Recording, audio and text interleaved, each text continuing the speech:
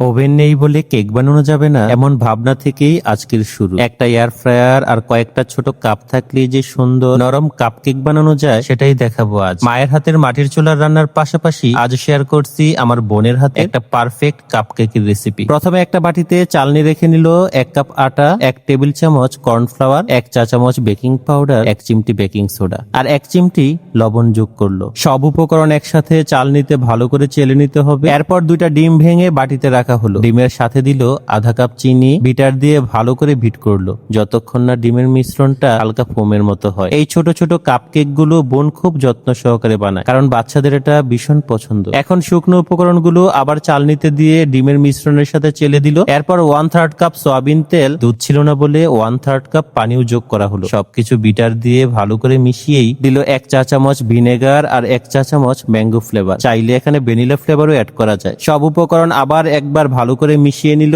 মোল্ডগুলোতে আগেই ভালো করে তেল ব্রাশ করে নিল, কাগজ না থাকায় তেলই ব্যবহার করল। এরপরে অল্প অল্প ব্যাটার ঢেলে নিল ছোট ছোট মোল্ডে। সবগুলো মোল্ড এয়ার ফ্রায়ারের বক্সে একে একে সাজিয়ে রাখলো। এরপর এয়ার ফ্রায়ারে দিয়ে 190 ডিগ্রি সেন্টিগ্রেডে 20 মিনিটের জন্য বেক করতে দেওয়া হলো। এয়ার ফ্রায়ারটা খুলেই সবাই চমকে গেলাম। মাশাআল্লাহ, কেকগুলোর রং খুব সুন্দর এসেছে, ভেতরটা একদম নরম আর স্পঞ্জি। মায়ের হাতের মাটির চুলার রান্না যেমন ঘরের স্বাদ আর স্মৃতি ধরে রাখে, তেমনি বোনের হাতের এই কাপ কেকগুলো